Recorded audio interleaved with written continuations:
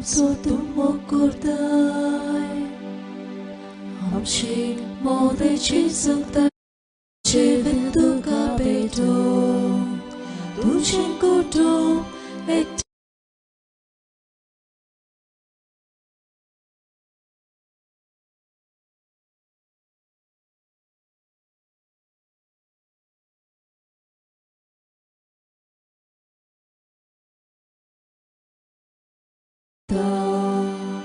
Duchenkoto Ektai Sahata Bhavat Viswas Mokut Sahata Duchenkoto Ektai Sahata Bhavat Viswas Mokut Sahata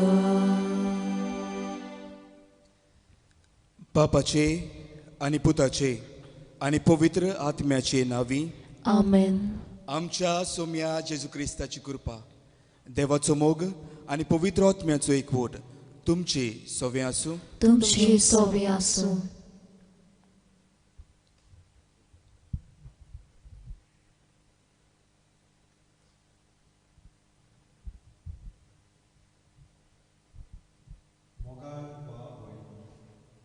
आयज आमी मागीर आग्नेलाचे त्र्याण्णवे पुण्यतिच्या दिसाक तयारी करून नवें सुरू करता जेजूक अणभव जेजूक दुसऱ्यांक दिवप आनी जेजूचे गोवायक जावप हे नोवेनाच्या मुखेल विशयांत आटापलेले आनी एकामेकाक जोडलेले आसा आयच्या नोवेनाचो विशय आसा आमच्या बाप्तिस्मा वरवीं आमी जाता क्रिस्ताचे शीस पवित्र स्नाना वरवीं आमी जिवंत जाल्ल्या सोम्याची गोवाय जाता जाणी बाप्तिस्म घेतला तांचे भितर पवित्र आत्म्याचे भाग्यवंतपणाचे बोल वावरता आनी शिव वर्तमान भरभटूंक नेट दिता सगळीं आमी पवित्र स्नान घेतलोली मनशां आमच्या उतरांनी आनी कोरण्यांनी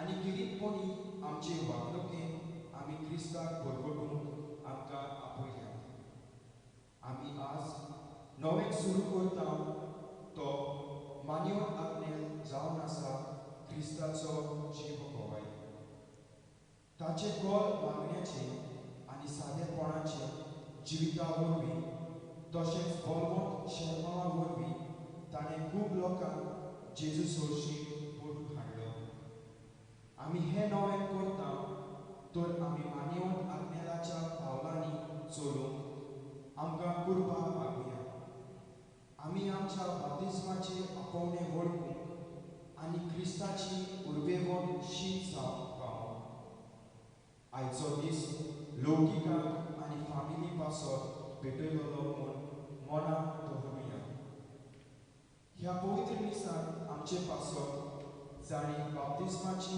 कृपा आपणायल्या ती सगळीं क्रिस्ताची कोरी पाटलावकारां जावंक मागुया उंच आमी ओस्कोत देवाचेर आनी एकामेकाचेर आडामी पातोक केला आमच्या वायटाची दुख धरून दुने देवा लागीं बोगसणे मागुया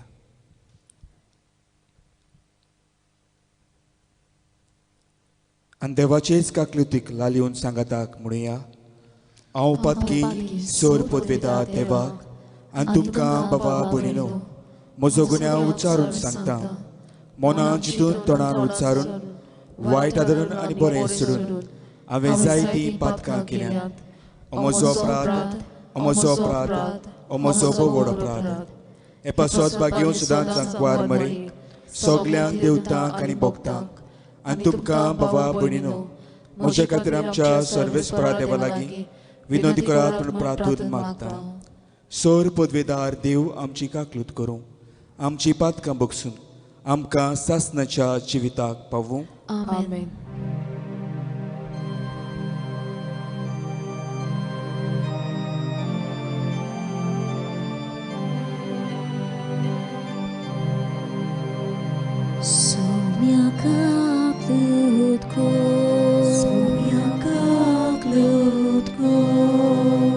Krista kaklut Krista kaklut kur, Sonia kaklut kur, Sonia kaklut kur. प्रार्थूया.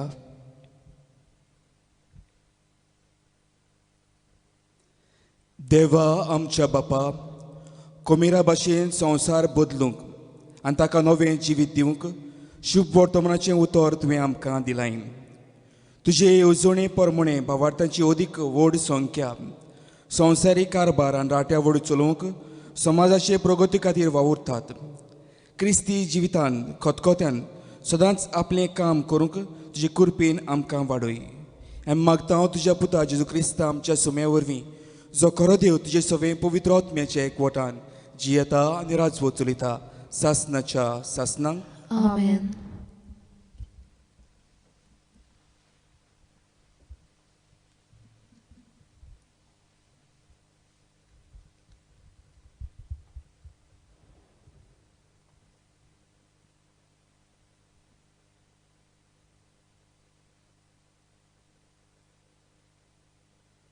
धर्मदूताच्या इतिहासावेले वाचप. दमास्कांत अनन्यास नांवाचो एक शीस आसलो. दर्शनांत सोमी आपणा कडेन अशें उलयता म्हूण ताणें आयकलें. अनन्यास तेन्ना ताणें जाप दिली, हो पळय हांव आसां सोम्या. सोम्यान म्हणलें, उठ आनी उबो म्हणटा त्या रस्त्यार वच आनी जुदासाच्या घरांत तासुसाच्या सावलू म्हणलोल्या कोण एकल्याची खबर काड. तो मागणें करता आनी आपणाक नव्यान नदर मेळूंक अनन्यास म्हणलेलो कोण एकलो भितर येवन आपणाचेर हात दवरता म्हूण ताणें दर्शनांत पळयलें. तेन्ना अनन्यासान म्हणलें, सोम्या, ह्या मनशा विशीं आनी जेरुसलेमांत तुज्या भक्तांक ताणें कितले कश्ट दिल्यात ते विशीं जायत्यांनी म्हाका सांगलां. आनी तुजें नांव घेतल्यान दवरूंक म्हूण मुखेल यात्रिकां कडची पदवी घेवून तो हांगा आयला. सोम्यान जबाब दिलो, तरी आसतना तुवें वचूंकूच जाय, कित्याक ऑन बाबाट्यान तशेंच राजा मुखार आनी इस्रायली परचे मुखार म्हजें नांव परगटून हो मनीस म्हजें वेंचून काडलेलें हात्यार. म्हज्या नांवा पासत ताणें कितलें सोंसून पडलेलें तें हांवूच ताका कळीत करतलो. तेन्ना अनन्यास गेलो.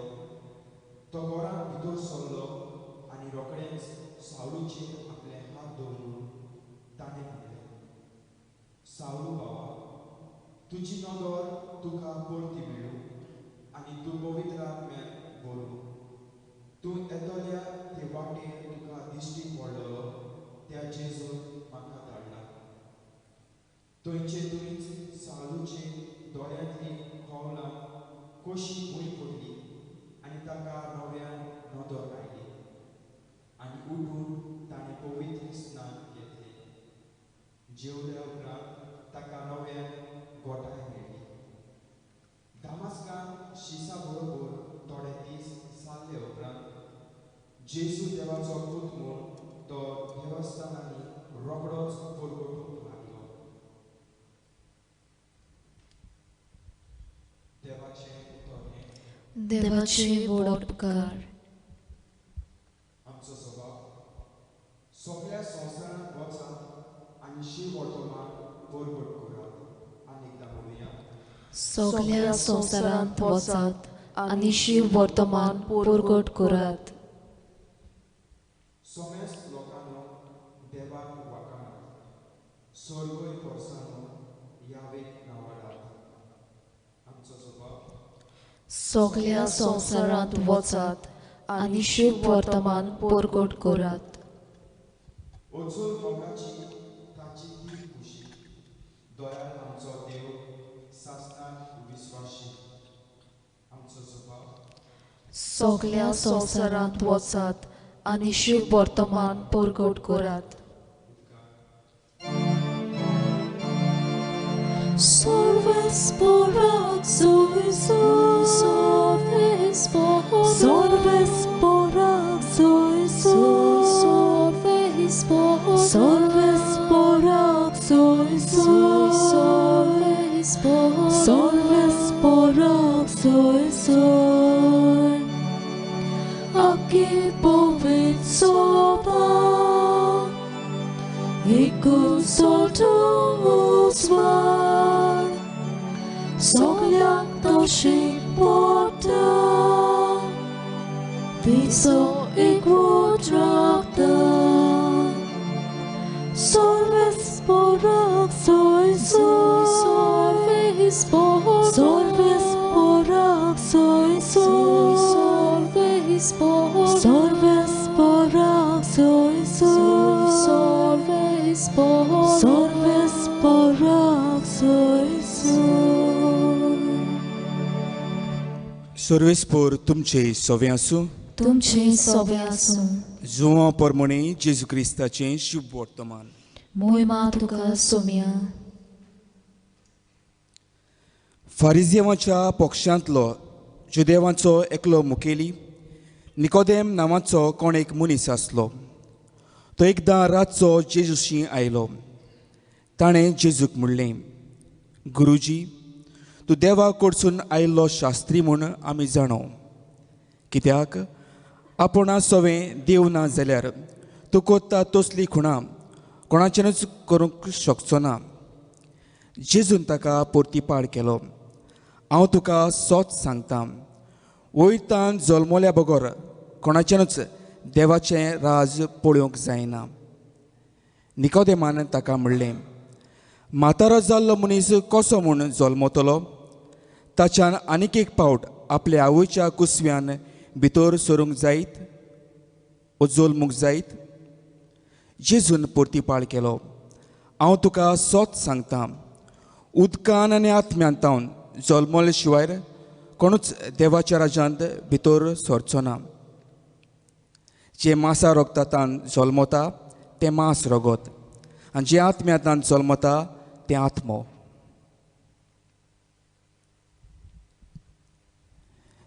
जेजू क्रिस्ताचें शुभ वर्तमान. वखाणी तुका क्रिस्ता.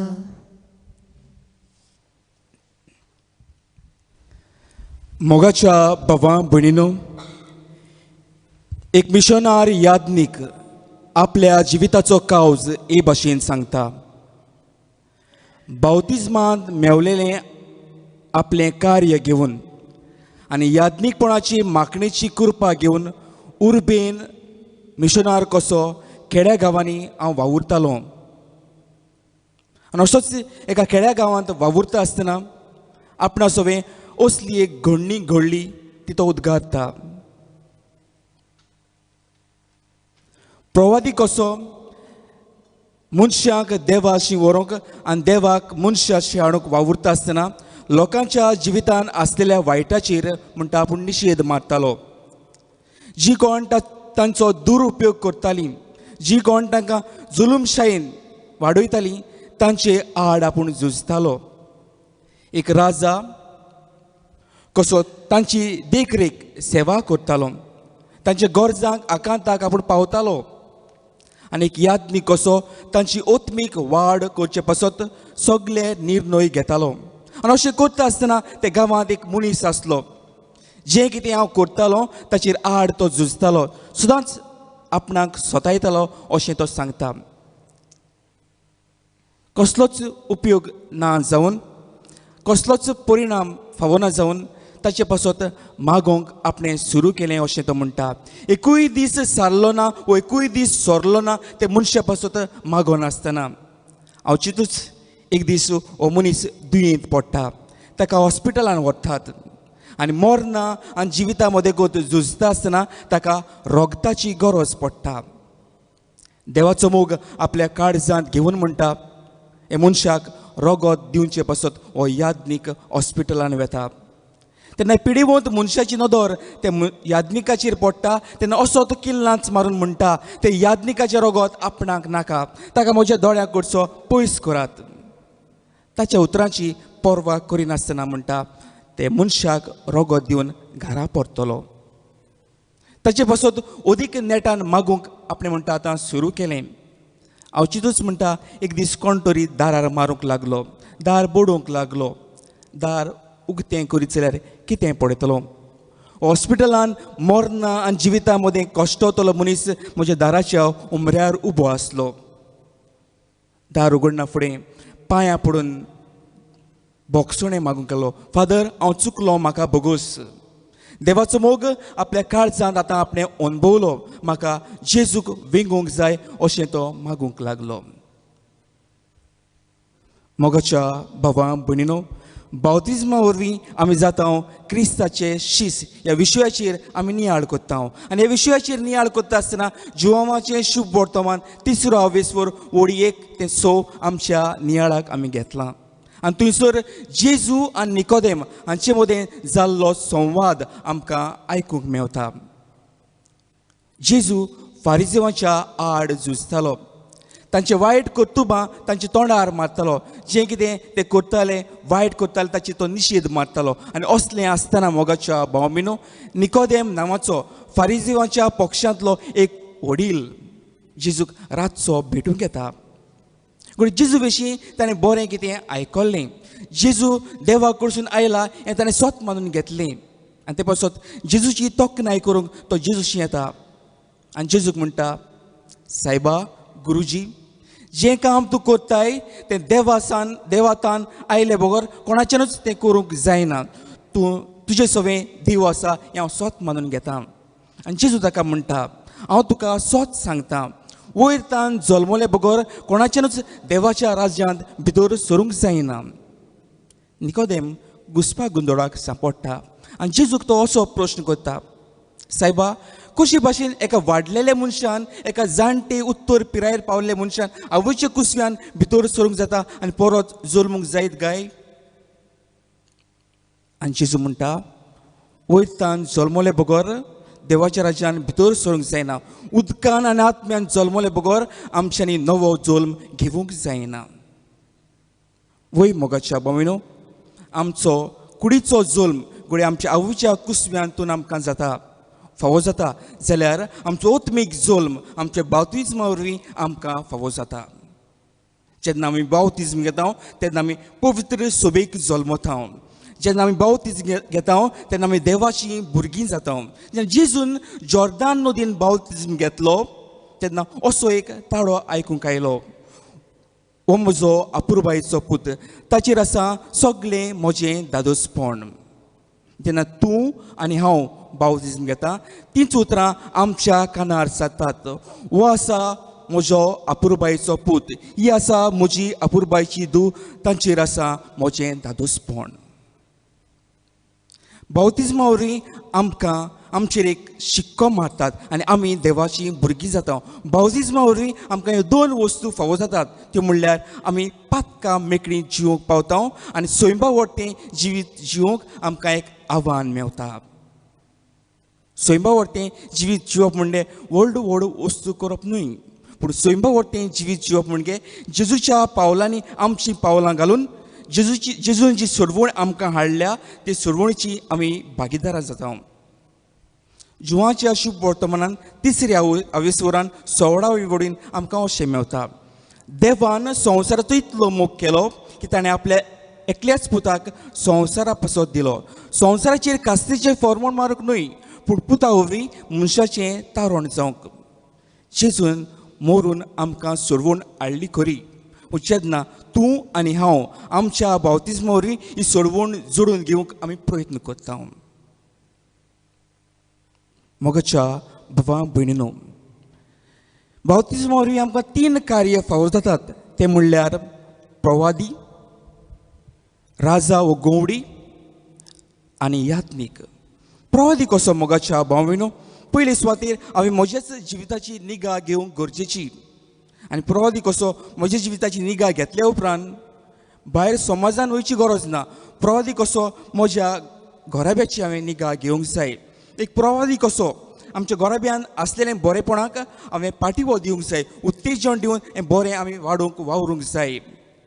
प्रवादी कसो आमच्या घोराब्यांत वसतेल्या वायटाचेर आमी निशेध मारूंक जाय. कितें तें वायट तें हांव सांगना. आमी जण एकलो आमचो घोराबो बरे भशेन जाणाव. दुसरी सुवातेर मोगाच्या भयणो, एक राजा एक गवडी कसो म्हज्या घोराब्याची हांवें निगा घेवंक जाय.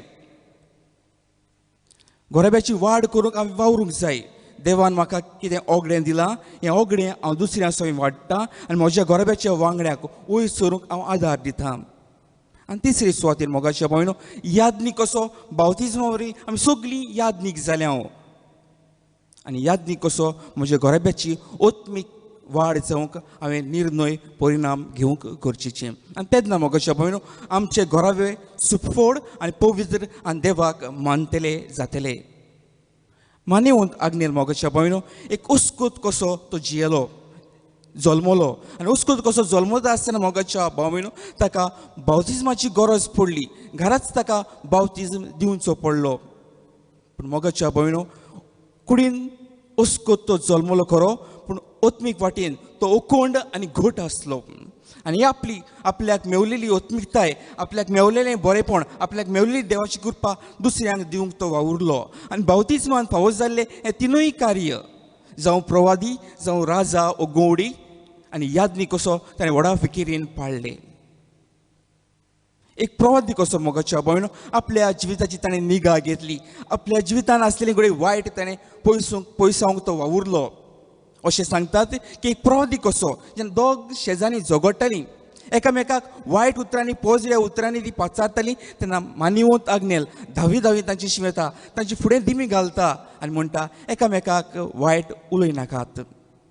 आपणा सवय आसतलो देव तो ओडकून घेता आनी तांची सवय आसलेली देवाचें आसणें तांकां ओडकून घेवंक तो आदार जाता. दुसरे सुवातेर मोगाच्या भयणो, एक राजा एक गवडी कसो सदांच दुसऱ्याची गरज फुडें तो दवरतालो. आपणाकूच उणें करून दुसऱ्यांचे गरजेक आदाराक तो पावतालो. मोगाची भयण अशें सांगता, जेवणाच्या मजा जेन्ना तो बसतालो आनी थंयसर कितेंय खाण दवरीत जाल्यार आपले वाटेन ल्हान आसूं जाल्यार तें तो गुणायतालो आनी आपणा सायडी ल्हान घेतालो आनी दुसऱ्यांक व्हड तो खावंक दितालो. हे भशेन दुसऱ्यांची निगा, दुसऱ्यांच्या आदाराक तो पावतालो. कोणूय गरजेक सांपडत जाल्यार आपणा लागीं कितेंय ना जाल्यार दुसऱ्यां लागीं मागून तांची गरज पुरी करूंक तो आदार दितालो. एक यादनीक कसो मोगाच्या भयण, ल्हानूच आसतना ताका यादनीकपणाची आवड आसली. गांवांत कसलेंय नाटक जायत जाल्यार आनी त्या नाटकांत यादनिकाची कला आसत जाल्यार मानेवंत आग्नेलाक यादनीक जावंक ते नेसयताले वो यादनीक जावंक ते आपयताले. असलें बरेपण यादनीकपणाच्या मनांत घेवन तो वाडलो आनी यादनीक जालो तेन्ना दुसऱ्यांची वाड करूंक, ओत्मीक वाड करूंक ताचो ताणें अदीक भार घेतलो. हे भाशेन मोगाच्या भयण मानिवंत आग्नेलान आपल्याक बावतिजमांत मेवलेले तिनूय कार्य व्हडा फिकिरेन ताणें पाळ्ळे. आयज मानिवंत आग्नेलाक मान दिवंक हे जाग्यार आमी आयल्या. पूण जायतीं जाणां आमी हांगासर येवंक पावली नात. आमी जाणो तुमी तुमच्या घरा रावून भवार्थान हे मेसांत वांटो घेतात. तर मोगाच्या भयणो आमी कितें करची गरज? आमचो भवार्थ जिवाड आनी जिवो दवरुया आनी मानिवंत आग्नेलाचे मजतीन आमच्यो गरजो आमचे आवडे दोनूय देवाक खतखत्यान उबारुया.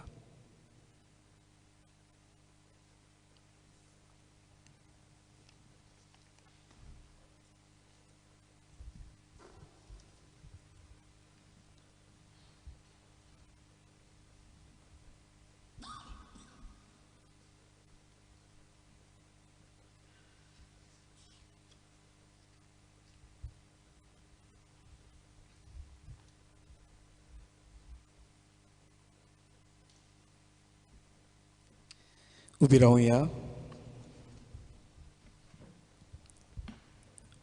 बावतिजमा वरवीं आमकां देवाची कृपा फावो जाल्या आनी कृपेन सदांच जिवूंक आमची आस. हेंच मनान धरून आमच्यो गरजो, आमचे आवडे, आमचे हुस्के दोनूय देवाक उबारुया.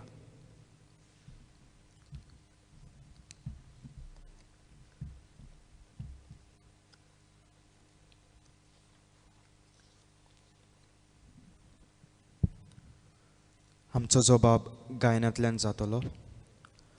फ्रांसीस आमच्या पाप साहेबाक, बिस्पांक, पाद्रींक आनी धार्मिकांक तांचे खाल आसलोले हिंडांक चलोवंक वाट दाखोवंक आनी शिववर्तमानाची तत्वां शिकूंक विचून काडल्यांत. ताणें जिवीतभर आपल्या बाप्तिस्माच्या भासावणेची कोरी गोवाय दिवंक वावुरल्यार पुरो म्हूण देवा लागीं मागुया.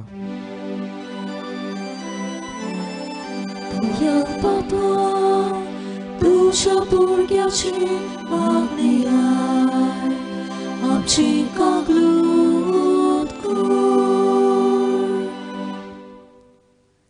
आमच्या देशाच्या फुडाऱ्यांनी दर मनशाच्या जिविताक मानाक लेगूंक आनी तांची सुरक्षा आनी तांच्या जिविताची उदरगत करूंक कसलोच वेगळोचार करिनासतना वावरूंक बरो समाज घडोवन हाडूंक वावुरल्यार पुरो म्हूण देवा लागीं मागुया. दयाळ बापा, तुझ्या भुरग्याची मागणी आय, आमची कागलूत कर. पाद आग्नेलाच्या आवय बापाय परी आमच्या क्रिस्ती फामिलींनी भागिवोन जिविताचे फोलेर साव तांणी बाप्तिस्माच्यो भासावण्यो पाळूंक आपल्या जिविताचे देखीन भावार्थाचें बी वोपूंक पावच्याक देवा लागीं मागुया. दयाळ बापा, तुझ्या भुरग्याची मागणी आय, आमची कागलूत कर. सगल्या बाप्तिस्म घेतलोल्या मनशांनी आपले कायदे पाळूंक समाजान एकवट मोग आनी शांती विस्तारूंक आनी सगल्या वेळार ताची प्रवादी जबाबदारी चलोवंक आनी दुर्बळां सवें तशेंच वेगळोचार चलता तेन्ना तांणी आवाज करूंक देवा लागीं मागुया.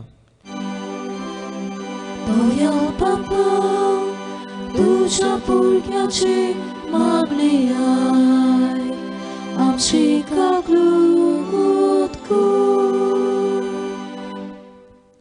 मानेवंत आग्नेलाचे मजतीन सगळी आमची मागणी मानून घेवंक ताका बेगीनच सांताचो मान फावो कर म्हूण देवा लागीं मागुया. दयाळ बापा, तुझ्या भुरग्याची मागणी आय, आमची कागलूत कर. भोव मोगाल बापा, व्हडा भावार्थान आमच्यो गरजो आमची मागणी तुजे मुखार आमी दवरल्या. तुज्या मनाक आनी आमच्या आदावाक उपकारता जाल्यार ती तूं आमकां फावो कर. हें मागता हांव क्रिस्त आमच्या सोम्या वरवीं. आमेन.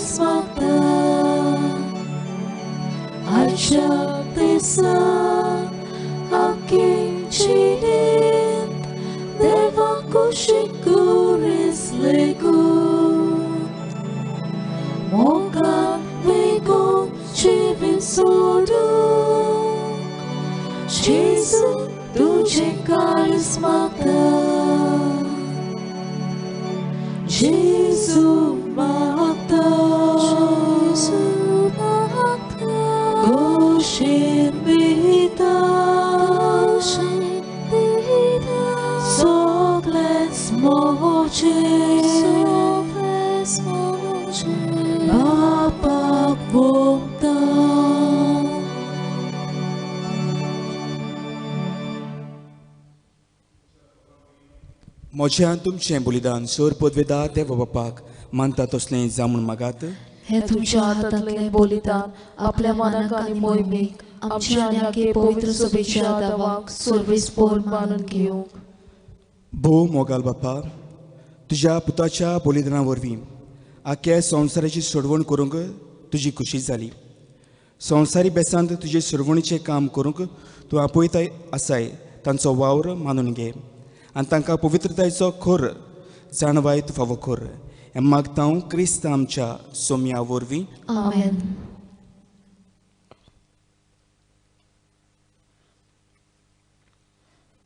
सर्वेस्पोर तुमची सोवे आसूं. तुमचे सोवे आसूं. आमची कालचां उबारुया. आमी ती सर्वेस्पोरांताय उबारता. सर्वेस्पर आमच्या देवाक दिन वाचुया. वय अशें आमी करूंक फावो. सर्वेस्परा पवित्र बापा, सोर पदवेदार आनी सासनाच्या देवा, सोर्व काळी आनी सोर्व ताय आमी तुका दिन वाचूंक फावो. हो कायदो नितीचो आनी आमच्या फायद्याचो. तुज्या मोगाच्या पुता वरवीं मनशाक तुवेंच रचलाय. ताचे वरवीं नव्यान आमकां तुज्या सारक्याचें केलें. हे खातीर सगळीं रचना आनंदान करता तुजी सेवा. प्रितुमेर तुका वाकाणटा तारण मेळिल्ली तुजी पोरजा. स्वर्गार एका तळ्यान तुका दिन वाचता तुज्या सांतां भोगतांची सभा. देखून सगल्या दुतां सांगाती संतोशान निरंतरी आमी तुजी स्तुती गायता.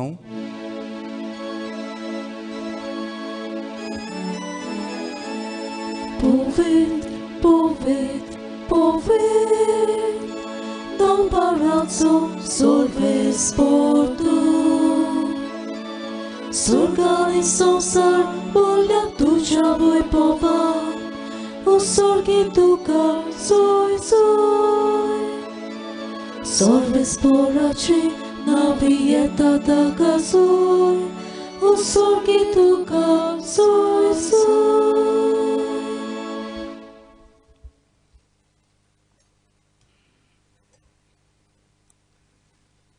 बापा, खरोच तूं पवित्र. तूंच सगल्या पवित्रपणाची झर. तुज्या पवित्र आत्म्याक धाडून ही देणी पवित्र कर म्हूण आमी मागता.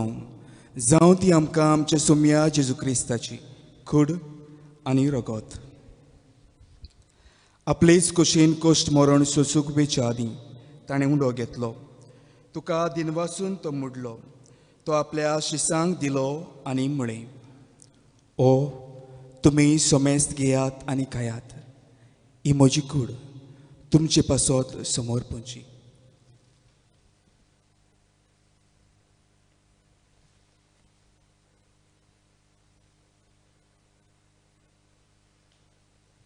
तेच परी जेवण जातूच ताणें काल्स घेतली.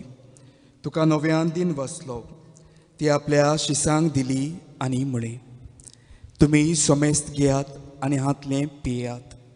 ही म्हज्या रोगताची काल्स, नव्या आनी सासणी कोर्राचें रगत. तुमच्या पातकां पासत आनी सोमेस्त मनशां पासत तें वारोवतलें. हें म्हज्या उगडासाक करात.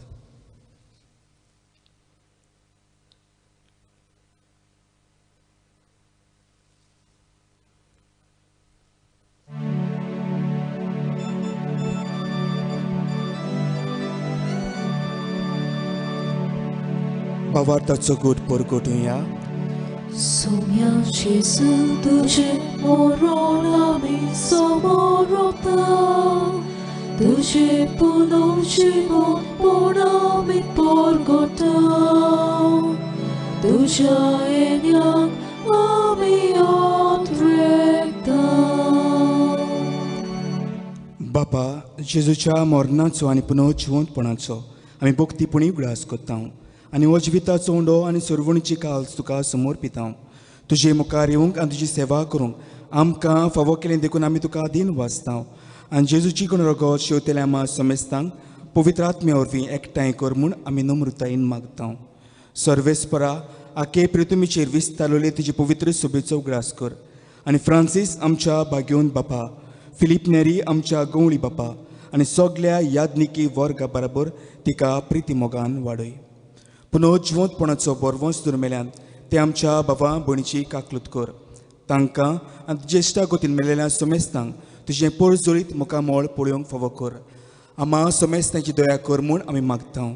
आंकवार मारी देवा माई सांगाती तिचो पोती भाग्योन चुजे भाग्योन धर्मदूत आनी सोर काडी तुका मानवल्यान ते सगल्या भोगतां बरोबर सासनाच्या सुखांत आमकां वांटो दी. तांच्या सांगाता तुजी मोहिमा गावूंक आमकां फावो कर. जेजू क्रिस्ता तुज्या पुता वरवीं. त्याच जेजू वरवीं, त्याच जेजू सांगाता, त्याच जेजू ताय पवित्र आत्म्याच्या एकपणान सोर पदवेदार बापा सोर वंदन आनी वैभव तुका सासनाच्या सासनांक आमेन.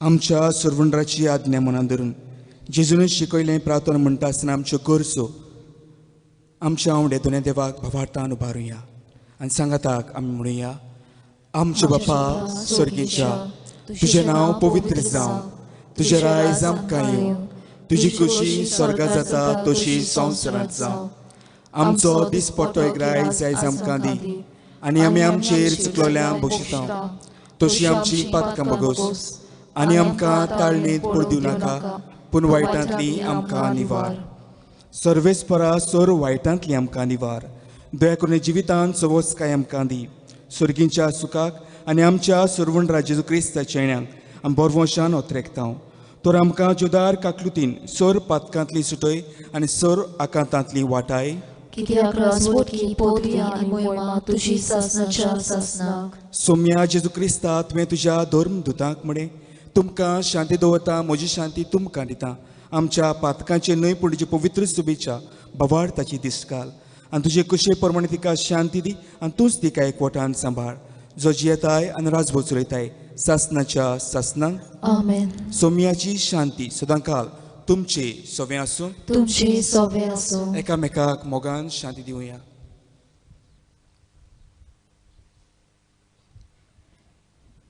देवाची शेळी संसाराचेर पाप काडटली आमची काकलूत कोर. देवाची शेळी संसाराचेर पाप काडटली आमची काकलूत कोर. देवाची शेळी संसाराचेर पाप काडटली आमकां शांती दी.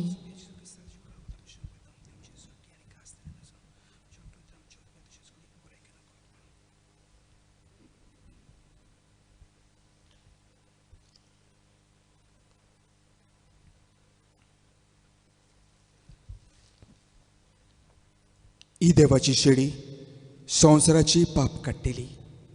ह्या शेळीच्या जेवणाक आपयल्यान ते आमी सगलीं सुभागी. सोम्या तुवें म्हजे भितर येवचें म्हाका फावना पूण तुज्या एका सुत्रान म्हाका भलायकी मेळटली.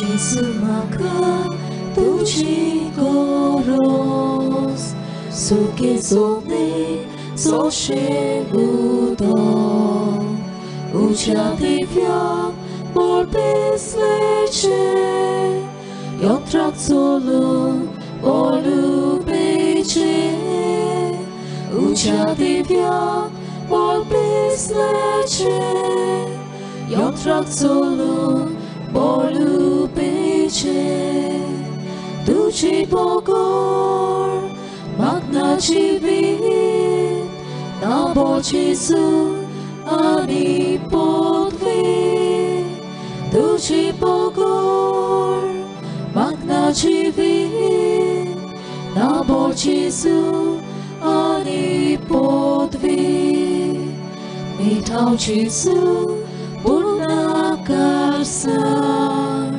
de la porti de la vini Catololo ruka cato Vigor lolo gurisado Catololo ruka cato Vigor lolo gurisado Duci pogor, magnaci vit, na Jesu ani podvi.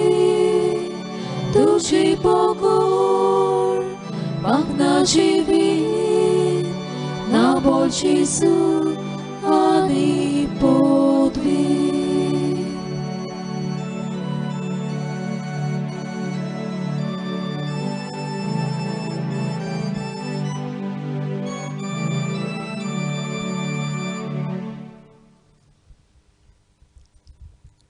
Otmiktayin kumniaung yung magne. म्हज्या जेजू भोव पवित्र संस्कारांत तूं सदांच साजीर आसाय म्हूण हांव सोत मानतां.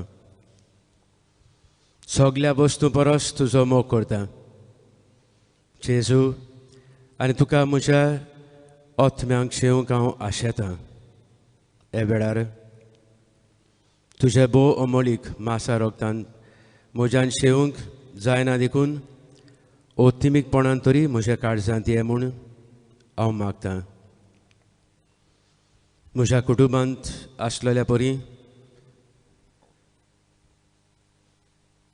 म्हज्या काळजांत आसलेल्या परी हांव तुका वेंग मारतां आनी सगळोच म्हाका तुकाच एकवट्टा.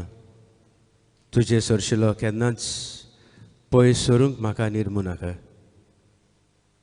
आमेन.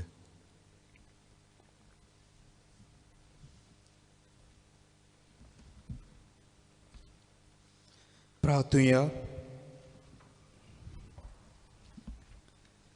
देवा आमच्या बापा, तुजे कृपेचे भोरतीन आनी जेजूच्या आंकडी रोगताच्या जेवणांत तुवें आमकां दिलाय तो वांटो घेवन आमी तुका प्रार्थना. संवसारी राटावडीने आसलेले तुज्या भुरगीं शुभ वर्तमानाच्या स्वताच्या धिरान साक्षी दिवंक आनी तुजे कृपेन वाडूंक तांकां फावो कर. हें मागता हांव तुज्या पुता जेजूचे नांवी. आमेन.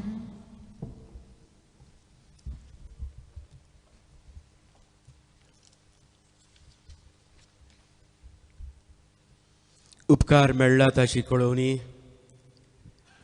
फातोर्डातान मेलांच्यो रातो कोडीत करूंक लायता. फ्रेडी फेर्नांडीस फातोर्डेचो 13 सेप्टेंबराचे कोरोना व्हायरस पॉझिटिव्ह जावन चड बरो नासलो. ताका हॉस्पिटलांत घालचो पडलो. ताचें ऑक्सिजन लेवल देंवोन ताची भलायकी एकदमूच बिगडलेली. ब्रिदींग प्रॉब्लम जाले. तो वाचतलो म्हूण बरमसो नासलो. ताका 3 ल्हान भुरगीं आसात. असल्या आमच्या आकांताच्या वेळार हांवें मानियाबो तागनेलाक बाबार्थान मागणें केलें. 24 दीस तो हॉस्पिटलांत उरलो खरो, पूण मानियाबो तागनेलाच्या मजतीन तो बरो जावन आतां घरा आयला. देवाक आमी दिनबासतांव.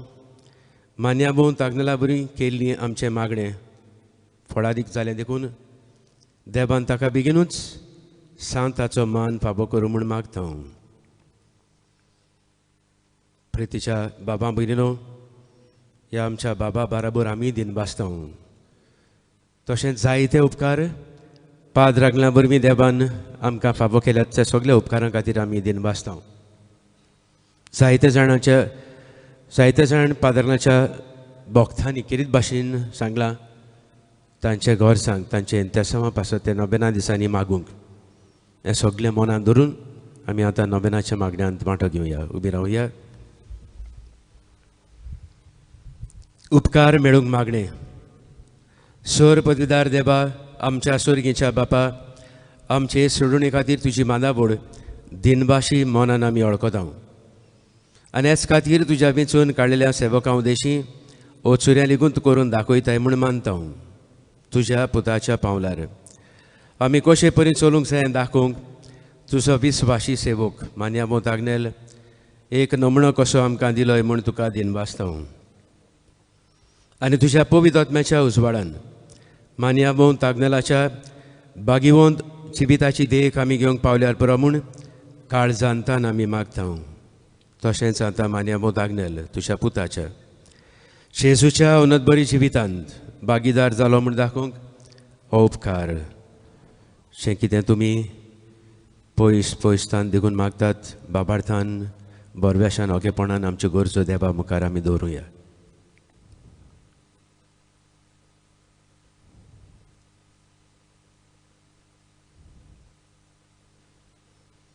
एक कुणा कशी फावो कर म्हूण आमी विलेतो. सांताचो मान मेळूंक मागणें. ओगोणीत काकुदिशा देवा ओगणीत काकुदिशा देवा सरपोट पडून सोरपोट पडून तुझ्या पांया सरशी तुझ्या पांया सोडशी आमी मागतां आमी मागता व्हडा विश्वासान व्हडा विश्वासान तुझी खोशी तुझी खोशी आनी आमच्या बरेपणाक आनी आमच्या बरेपणान उपकारता जाल्यार उपकारतात जाल्यार मान्य बोंत आग्नेलाक मान्य मोत आणलेलाक सांताचो मान संताचो मान फावो कर फावो कर आमचे पवित्र सभेचे आमचे पवित्र सभेचे इगोर्जेचे इगोर्जेचे उगोड परगोड नेवदेशी गोड परगोड नेवदेशी हे आमी मागतां हे आमी मागता आमच्या सुमिया आमच्या सुमिया जेजू क्रिस्ताच्या नावी जेजू क्रिस्ताचे नावी आमेन आमेन पिडेवंतांचेर केरीत आशिर्वाद सर्वेस्पर आमच्या दोयाळ आनी काकुत्सार बापा आमच्यो अश्कोताय सोसूंक आनी आमच्यो दुखी भोगूंक तुवें तुज्या एकल्याच मोगाच्या पुताक ह्या संवसारांत धाडलोय तुजे लागीं आमी कालतेपणी मागता हे आमच्या पिडेबोंत बाबा भयणीचेर बोलेपणान तुजो केरीत आशिर्वाद घाल तांकां कुडीची घोटाय ओतम्याचें तीरपण दुखी कोतींनी सोंसणिकाय भलायकेची पूर्णताय दी तांच्या जिवितांत तुजी शांती खरो मोग आनी बोलेपण भरपूर आसूं तांच्या कश्टांत दुखांत ती तुजेरूच बाबार दवरूं आनी तुका ती अनुभवूं हे परी बाबा भयणीच्या एकपणान ते सदांकाळ जीव आनी संतोशान तुका वाखाणूं तूं जो जियेतान राजवट चलयताय सासनाच्या सासनांक आमेन सर्वेस्भोर तुमचे सवे आसूं तुमचे सवे आसूं सर पदवेदार देव बाप आनी पूत आनी पवित्र आत्मा तुमचेर आपलो आशिर्वाद घालूं आमेन वचून येयात क्रिस्ता शांतीन आनी मोगान तुमकां धाडटा देवाचे व्हड उपकार